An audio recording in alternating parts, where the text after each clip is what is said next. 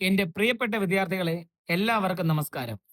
നമ്മൾ കഴിഞ്ഞ ദിവസങ്ങളായി ചർച്ച ചെയ്തുകൊണ്ടിരിക്കുന്ന 2025 ജനുവരി മാസം 25-ന് നടന്ന 10th ലെവൽ പ്രിലിംസ് പരീക്ഷയുടെ ക്വസ്റ്റ്യൻ പേപ്പർ വർക്കൗട്ട് സെക്ഷനിലേക്ക് എല്ലാവർക്കും സ്വാഗതം. ഈ ക്ലാസ് ആരംഭിക്കുന്നതിന് മുമ്പ് ഞാനൊരു കാര്യം പ്രത്യേകം പറയട്ടെ. പരീക്ഷയ്ക്ക് ഇനി വളരെ കുറച്ച് ദിവസങ്ങൾ മാത്രമേ നമ്മുടെ മുന്നിലുള്ളൂ. കഴിഞ്ഞ ലൈവ് സെക്ഷനിൽ ഞാൻ വന്നപ്പോൾ എന്റെ പ്രിയപ്പെട്ട കുട്ടികളിൽ ചിലർ എന്നോട് അറിയിച്ചു, സാർ, ഭരണഘടനയിലെ ആർട്ടിക്കിൾസ് ഒന്നുകൂടി വിശദീകരിക്കാമോ?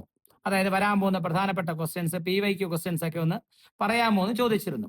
വരാനിരിക്കുന്ന ജൂലൈ 18-ലെ പരീക്ഷയുടെ ആവശ്യകതയും മുൻനിർത്തിയാണ് ഞാൻ ഈ ടോപ്പിക്ക് ഇന്ന് പ്രത്യേകമായി കൈകാര്യം ചെയ്യുന്നത്. ഇന്ന് നമ്മൾ ഈ ചോദ്യപേപ്പറിലെ 35-ാമത്തെയും 36-ാമത്തെയും 37-ാമത്തെയും ചോദ്യങ്ങളാണ് വിശകലനം ചെയ്യുന്നത്. ഒപ്പം ജൂലൈ 18-ന് പരീക്ഷയ്ക്ക് നിങ്ങൾ അറിഞ്ഞിരിക്കേണ്ട എക്സ്ട്രാ പോയിന്റ്സും ഞാൻ ക്ലാസ്സിലൂടെ പറയുന്നുണ്ട്. ശ്രദ്ധിച്ചിരിക്കുക. ഇനി ആദ്യമായി ഈ ചാനൽ കാണുന്നവരാണെങ്കിൽ സബ്സ്ക്രൈബ് ചെയ്യുക. ഇതുപോലെ ട്രിക്സും ടിപ്സും ഈ പറയുന്ന വീഡിയോസിലൂടെയും ഷോർട്സിലൂടെയും പഠിക്കാൻ നിങ്ങൾ സൗജന്യമായി ആഗ്രഹിക്കുന്നുണ്ടെങ്കിൽ, അങ്ങനെ ഞാൻ ക്ലാസ്സുകൾ അപ്ലോഡ് ചെയ്താൽ ആ സ്പോട്ടിൽ തന്നെ നിങ്ങൾക്ക് ലഭിക്കണമെങ്കിൽ നിങ്ങൾക്ക് സബ്സ്ക്രൈബ് ചെയ്യുന്ന ബട്ടണിന്റെ ഇടതുവശത്ത് കാണുന്ന ബെൽ ഐക്കണിൽ പ്രസ് ചെയ്യുമ്പോൾ ഓൾ എന്ന ഓപ്ഷൻ വരും. അത് ടച്ച് ചെയ്ത് ഓൾ കൊടുക്കുക. അങ്ങനെ ആകുമ്പോൾ മുടങ്ങാതെ നിങ്ങൾക്ക് എന്റെ സർവീസ് സൗജന്യമായി തന്നെ ഫോണിൽ നോട്ടിഫിക്കേഷനായിട്ട് ലഭിക്കും. ക്ലാസ് കണ്ടതിന് ശേഷം ഈ ക്ലാസ് ശരിക്കും നിങ്ങൾക്ക് ഇഷ്ടപ്പെട്ടുവെങ്കിൽ നിങ്ങൾ ലൈക്ക് കൊടുക്കുക. പിന്നെ മറ്റൊരു കാര്യം, എൻ്റെ കൂട്ടുകാരോട്, എൻ്റെ പ്രിയപ്പെട്ട സ്റ്റുഡൻസിനോട് എനിക്ക് പറയാനുള്ളത് ഒരു അപേക്ഷയാണ്. ഈ വീഡിയോ കണ്ടതിന് ശേഷം ഇതിനെക്കുറിച്ചുള്ള അഭിപ്രായം ഗുഡ് ആയാലും ബാഡ് ആയാലും നിങ്ങളത് തുറന്നു പറയുക. ഉപകാരപ്പെട്ടുവെങ്കിൽ സാർ യൂസ്ഫുൾ ആണ് എന്ന് പറയുക, യൂസ്ഫുൾ അല്ലെങ്കിൽ യൂസ്ഫുൾ അല്ല എന്ന് പറയുക. ഇത് നിങ്ങൾ പറയുമ്പോഴാണ് എനിക്കത് കൂടുതൽ ക്യാപിറ്റൽ ആവുന്നത്. കാരണം ഇനിയും നല്ല ക്ലാസ്സുകൾ ചെയ്യാനും ഇനി എനിക്ക് ചെയ്യാനുള്ള ചാർജ് എന്ന് പറയുന്നത് നിങ്ങളുടെ കമന്റ്സ് ആണ്. അല്ലാതെ വെറുതെ കുറെ ഇമോജി വാരിക്കോരി ഇടരുത്. ഇതെന്റെ ഒരു അപേക്ഷയാണ്. നിങ്ങൾക്ക് ഞാൻ ഈ ചെയ്യുന്ന സേവനത്തിനെ പ്രൊമോട്ട് ചെയ്യാൻ, അല്ലെങ്കിൽ നിങ്ങൾക്കും ഇതിലൂടെ പഠിക്കാൻ ആഗ്രഹമുണ്ടെങ്കിൽ ഈ പറയുന്ന കാര്യങ്ങൾ തീർച്ചയായും നിങ്ങൾ ചെയ്യുമെന്നുള്ളത് ഞാൻ പ്രതീക്ഷിക്കുന്നു. അതാണ് ഞാൻ നിങ്ങൾക്ക് തരുന്ന സൗജന്യ സർവീസിൽ തിരിച്ചു പ്രതീക്ഷിക്കുന്ന ഏക പ്രതിഫലം. ഓക്കെ, അപ്പോൾ നമുക്ക് സമയം വൈകിക്കേണ്ട, നേരെ തന്നെ ക്ലാസ്സിലേക്ക് പോകാം. ആദ്യമായി 35-ാമത്തെ ചോദ്യം.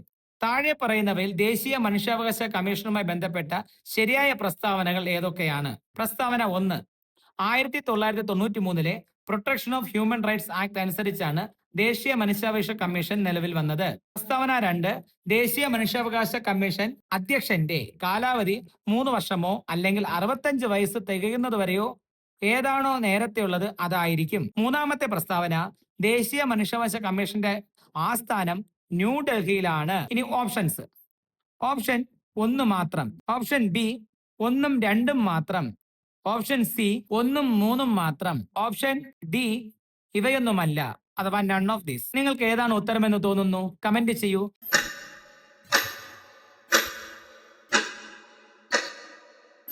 ഇവിടെ ശരിയായ ഉത്തരം സി ആണ്. ശരിയായ ഉത്തരം ഏതാണ്? സി ആണ്. അതായത് പ്രസ്താവന 1ഉം 3ഉമാണ് ശരി. ഇതെങ്ങനെ ശരിയായി നമുക്കൊന്ന് നോക്കിയാലോ. അതായത് പ്രസ്താവന 1 എന്ന് പറയുന്ന 1993-ലെ protection of human rights act അനുസരിച്ച് ആണ് ഹ്യൂമൻ റൈറ്റ്സ് വന്നത് എന്ന് പറയുന്നത് ശരിയായ പ്രസ്താവന തന്നെയാണ്. അത് അങ്ങനെ തന്നെ പഠിക്കുക. ഓക്കെ, വർഷം മറക്കരുത്, വരാനുള്ള കാരണമായ ആ വ്യവസ്ഥ മറക്കരുത്. ഓക്കെ. ഇനി പ്രസ്താവന 2 തെറ്റാണ്. കാരണം അധ്യക്ഷന്റെ കാലാവധി 3 വർഷം മുതൽ 70 വയസ്സ് വരെയാണ് അദ്ദേഹത്തിന്റെ കാലാവധി അനുവദിച്ചു കൊടുത്തിരിക്കുന്നത്. എന്നാൽ പ്രസ്താവന 3, അതായത് ഹ്യൂമൻ റൈറ്റ്സിന്റെ ആസ്ഥാനം എന്ന് ന്യൂഡൽഹി എന്ന് പറയുന്ന പ്രസ്താവന ശരി തന്നെയാണ്. അങ്ങനെയാണ് പ്രസ്താവന 1ഉം 3ഉം എന്ന് പറയാൻ കാരണം. ഇത് മറക്കാതിരിക്കാനുള്ള എളുപ്പവഴി ഞാൻ പറഞ്ഞുതരാം. NHRC 1993-ൽ ജനിച്ചു. 3-ാം വയസ്സിൽ അനാഥനായ അദ്ദേഹത്തിന്റെ 70-ാം വയസ്സ് വരെ ജീവിച്ചത് തനിച്ചായിരുന്നു. അപ്പൊ ഈ ഒരു ന്യൂമോണിക്സ് ഓർത്ത് വെച്ചാൽ നിങ്ങൾക്ക് നാഷണൽ ഹ്യൂമൻ റൈറ്റ്സ് കമ്മീഷൻ നിലവിൽ വന്ന വർഷം മറക്കത്തില്ല. ചെയർമാൻ ഉണ്ടായിരിക്കേണ്ട ആയുസിനെ കുറിച്ചും, അല്ലെങ്കിൽ ചെയർമാൻ ഉണ്ടായിരിക്കേണ്ട പ്രായപരിധി, അല്ലെങ്കിൽ മനുഷ്യാവകാശ കമ്മീഷന്റെ അധ്യക്ഷന്റെ കാലാവധി എത്രത്തോളം, ഏത് റേഞ്ച് ആണെന്നുള്ളത് മറക്കത്തുമില്ല. Okay, is that clear? ഇനി ഇതിന്റെ അകത്ത് നിന്നും, അല്ലെങ്കിൽ ഇതുമായി ബന്ധപ്പെട്ട് ജൂലൈ 18-ന് വരാൻ പോകുന്ന പ്രിലിംസ് പരീക്ഷയ്ക്ക് ചോദിക്കാൻ സാധ്യതയുള്ള 4 ചോദ്യങ്ങൾ ഞാൻ പറഞ്ഞു തരാം, അല്ലെങ്കിൽ 4 പോയിന്റ്സ് എഴുതിയെടുക്കുക.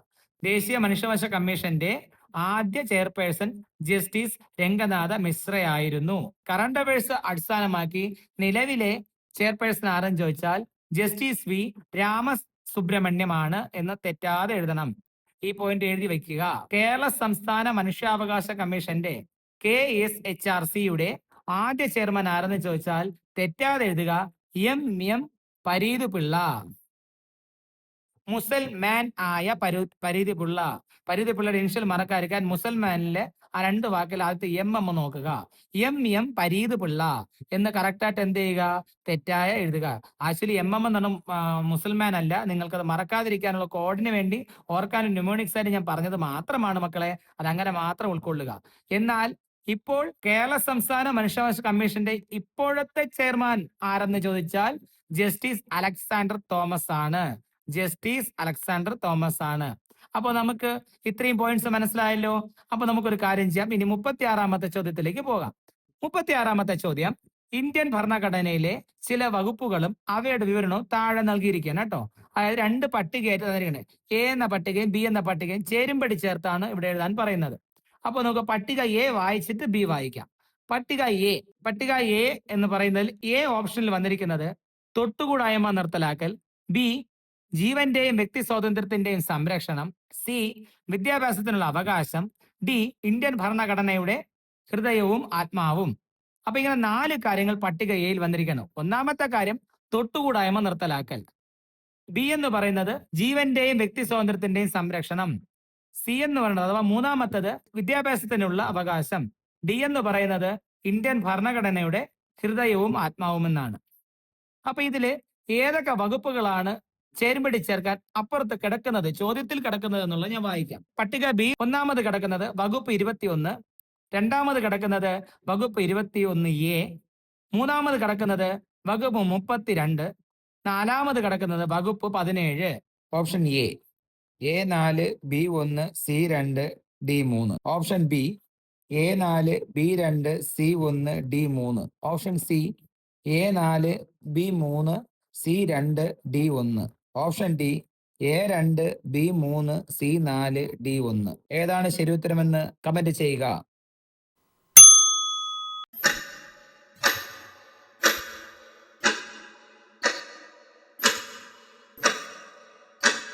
ശരിയായ ഉത്തരം ഓപ്ഷൻ എ ആണ്. അതായത് A4, B1, C2, D3. ഇതെങ്ങനെ ശരിയായി എന്നുള്ളത് ഞാൻ പറഞ്ഞു തരാം. തൊട്ടുകൂടായ്മയുടെ ആർട്ടിക്കിൾ 17 ആണ്. എഴുതിയെടുത്തോളൂ. തൊട്ടുകൂടായ്മ വരുന്ന ആർട്ടിക്കിൾ 17 ആണ്. ജീവനും വ്യക്തി സ്വാതന്ത്ര്യവും വരുന്നത് ആർട്ടിക്കിൾ 21 ആണ്. വിദ്യാഭ്യാസ അവകാശം വരുന്നത് ആർട്ടിക്കിൾ 21A ആണ്. ഹൃദയവും ആത്മാവും വരുന്നത് ആർട്ടിക്കിൾ 32 ആണ്. പക്ഷെ ഇത് ഇന്നലെ കുട്ടികൾ ലൈവിൽ വന്നപ്പോൾ പറഞ്ഞു, സാർ ഇതൊക്കെ പഠിക്കുമ്പം അക്കങ്ങള് വർഷങ്ങൾ ഇതൊക്കെ മാറിപ്പോകുന്നു.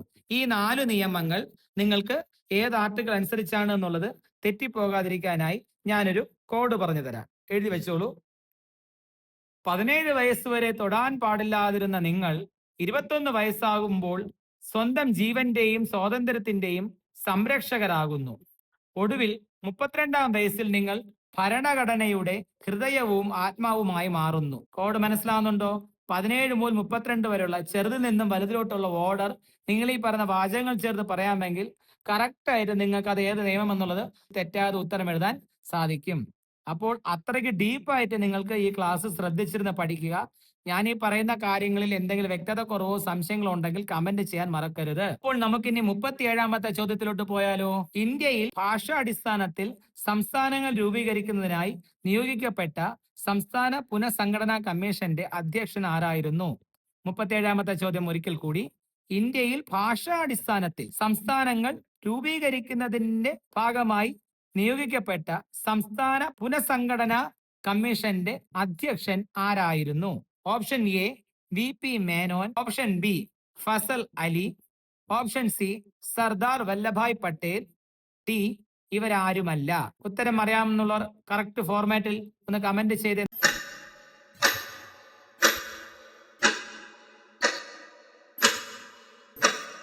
ശരിയായ ഉത്തരം ഓപ്ഷൻ ബി ഫസൽ അലിയാണ്.